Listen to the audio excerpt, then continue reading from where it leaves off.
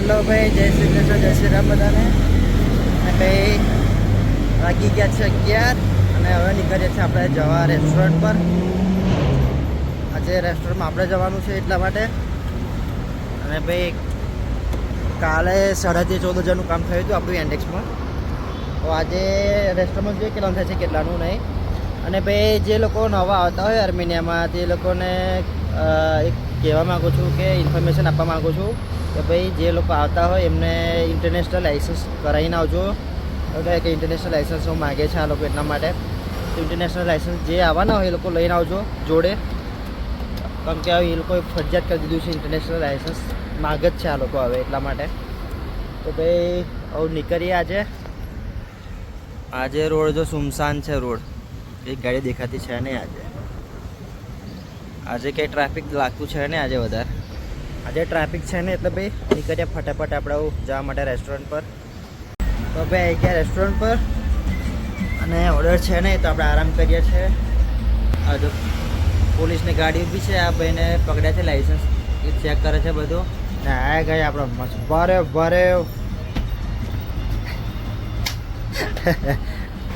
તો ભાઈ ઓર્ડર છે ને એટલે બેઠા છે અત્યારે.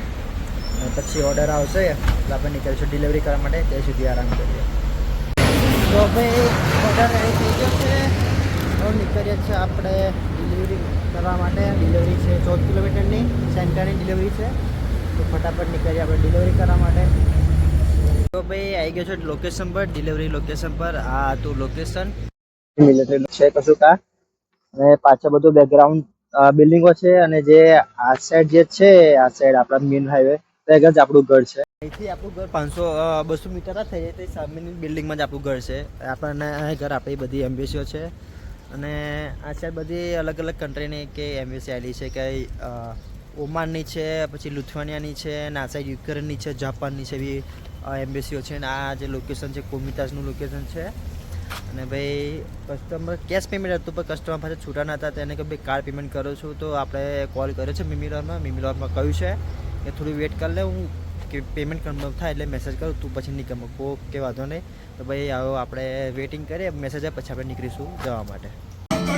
ભાઈ ડિલિવરી કરીને આવ્યા છું, ઓર્ડર છે નહીં, બેઠો તો આવ્યા ઘર. અને મને આપ્યો છે જમવાનું આપ્યું. આ બટાકા છે, આ બંધ છે, જો બંધ ના મરચું. બે આવું જમવાનું આપ્યું છે, ખાઈ રહે. એટલે આ લોકો આવું બધું ખાતા હોય છે, બટાકા બંધ ને બધું આપણને એવું ખાવા આવ્યું છે. ઓર્ડરને તો ખાઈ લે, કેમ કે ઓર્ડર છે ને આરામ જ કરવાનો છે. એક જ ઓર્ડર હતો, એ ઓર્ડર પતાવીને આવ્યો છું. આવો આરામ કરીએ. તો ભાઈ 6 વાગી ગયા, 5:45 થઈ ગયા છે. અને ડિલિવરી હજુ છે નહીં, એ બેઠા છે, આરામ કરીએ છીએ. અને બહાર પવન બહુ ચાલુ થઈ ગયો છે ફૂંકાવાનો.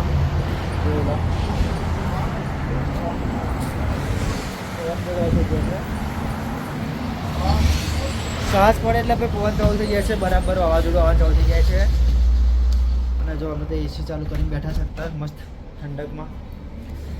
હવે અને બીજી વાત એવી કેવી હતી કે ભાઈ અમે આ સન્ડે અમે પ્લાનિંગ કર્યું છે કે આ સન્ડે અમે જવાના છે 7 લેક. ફાઇનલ છે. વેધર ચેક કર્યું છે, વેધર બધું ઓકે છે, નોર્મલ છે. એટલે પ્લાનિંગ કર્યું છે સન્ડે જવાનું છે.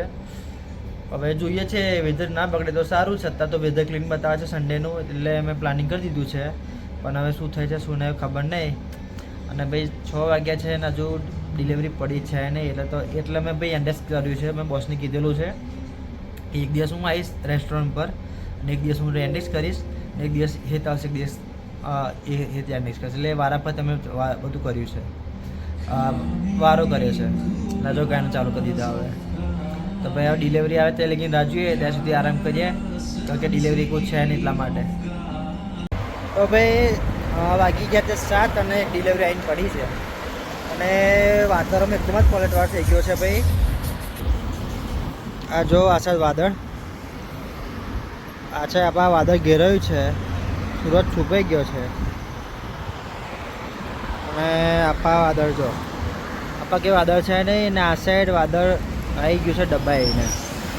જે 5-6 વાગે વરસાદ પડવાનો હતો એની જગ્યાએ અત્યારે વાદળ આવ્યું છે પાછળ અને મારે 12 કિલોમીટરનો ઓર્ડર આવ્યો છે આ સાઈડ જવાનું છે એટલે પ્રોબ્લેમ છે નહીં આપણે હવે ઓર્ડર હજુ રેડી કદાચ પેક જ કરે છે પેક કરીને આપણે નીકળે ડિલિવરી કરવા માટે કેમ કે ઓર્ડર રેડી થઈ ગયો છે એટલા માટે થોડી વારમાં હવે હજુ બીજી ડિલિવરી છે અને વાગી ગયા છે 7:45 થઈ ગયા છે અને ભાઈ આવું નીકળે છે ફટાફટ ડિલિવરી કરવા માટે કેમ કે 12 કિલોમીટરનો ઓર્ડર છે અને ઓલરેડી બહુ લેટ થઈ ગયું છે આપણે તો નીકળીએ ફટાફટ ડિલિવરી કરવા માટે લોકેશનમાં પહોંચી ગયો છું અને આ પાછળનું લોકેશન હતું કારણ કે એની જોઉં છું ખબર સ્ક્રેપનું કંઈક કરતા હોય એવું લાગે અને ફોન કરી જોઈએ છે પાછો આપણે મિમિલોરમાં કેમ કે એવું કહ્યું હતું કે પતાય મને ફોન કરજે કદાચ ઓર્ડર નહીં હોય તો ઘેર જવાનું કહે તો ખબર નહીં તો ફોન કરી દઈએ આ લોકેશન છે બહારનું જો આ મેઇન રોડ છે આ અગર આવ્યા છો આ પહેલું કામ એવું જોયું મેં કે ત્યાં આવો રોડ જોવા મળ્યો છે અને ગલીઓમાં પણ રોડ છે કારણ કે પહેલાં હું ગામડામાંથી જ આવ્યો છું ગામડાના અંદરથી રસ્તે આવ્યો હતો પણ ત્યાં બધો પાકો રોડ ને બધું કમ્પ્લેટ હતું એટલા માટે પહેલું કામ તો એવું જોયું કે જ્યાં કમ્પ્લેટ આટલી બધી સુવિધા આપેલી છે તો ભાઈ હવે એક ફોન કરી જોઈએ શું કે છે શું નહીં પછી ના હોય તો આપણે નીકળીએ ઘરે જવા માટે એ પાછો બોલાયા છે મને ઓર્ડર નહીં મને કહ્યું છે કે ભાઈ ઓર્ડર કદાચ આવી જશે એટલા માટે પાછું બોલાવે છે મને તો ભાઈ આ પાછા આવી ગયા છે રેસ્ટોરન્ટ પર ઓર્ડર છે અને બેઠા છે મેં ઘર અત્યારે જોઈએ શું થાય છે શું નહીં ઓર્ડર આવે તો ખરું ના આવે તો પાછા 10 વાગે ઘરે અત્યારે શોપર આપે હતા મુજબ જોઈએ છે શું થાય શું નહીં તો આ બોસ ગાડીઓ ચેક કરે છે ગાડી ચાલે છે કે નહીં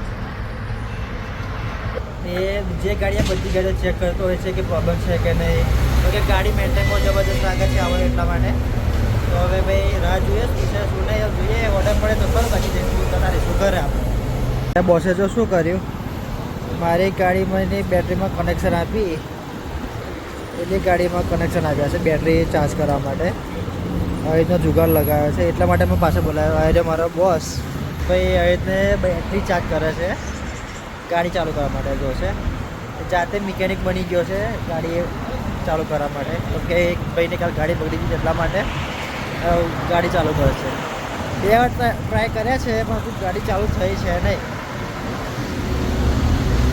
બેટરી ડેડ થઈ ગઈ છે એવું લાગે છે એટલા માટે જોઈએ છે શું ને શું બહુ ટ્રાય કરે થાય તો ખરું ના થાય તો પછી મિકેનિક હાઉસ મોકલાવી પડશે ગાડીને કાર્ગો કરી કાર્ગો બુક કરે ને તો કાર્ગો ના થાય એટલે પૈસા બહુ થાય ખાલી અહીંથી મિકેનિક હાઉસ છે 12 કિલોમીટર એટલે 12 કિલોમીટરના થશે 6000 દિરહમ થશે ખર્ચો એ ખર્ચો બચાવવા માટે બે ટ્રાય કરી રહ્યો છે થાય તો ખરું ના થાય તો ભાઈ મોકલાવી પડશે કાલે મિકેનિક હાઉસ ભાઈ 10 ને 10 થઈ ગઈ છે ઓર્ડર નહીં હવે આપણે નીકળીએ છીએ ઘરે જવા માટે ટ્રાફિક છે નહીં અને આપણે કંઈક આગ લાગી છે ફાયર બ્રિગેડની ગાડી બી ત્યાં છે એરપોર્ટ સાઈડ એવી છે આગ લાગી છે એટલા માટે તો પાછળ પેલી છોકરી આપણે ઇન્ડિયન જ છે જ્યાં ત્યાં બેસી ગઈ તો ભાઈ આપણે નીકળીએ આપણે હવે ઘરે જવા માટે કે 10 દિવસો થઈ ગઈ છે જેટલો ફોન આવી ગયો છે નીકળીએ ફટાફટ કે મારી રાહ જોઈ બેઠા છે લોકો જમવા બેઠા નથી લોકો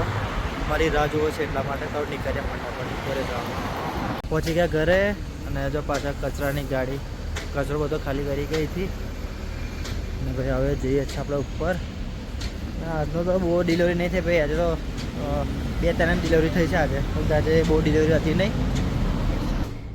કેમ કે આ લોકો બધે પબ્લિક જે છે સમર વેકેશન મનાવવા માટે યુરોપમાં બધે ગઈ છે એટલા માટે ઓર્ડર અમને ના ઓછા પડશે રેસ્ટોરન્ટમાં એટલા મેં ઇન્ડેક્સ ચાલુ કર્યું છે અત્યારે તો જોઈ લો ભાઈ મોનાક ભાખરી વાળા છે આ ભાઈ આરામ કરે છે ને આ ભાઈ જો આજે રાબેતા મુજબ કામે વળગી છે આજે ભાઈ આની સબ્જી બનાવી છે પનીરની સબ્જી જોઈ લો ભાઈ પનીરની સબ્જી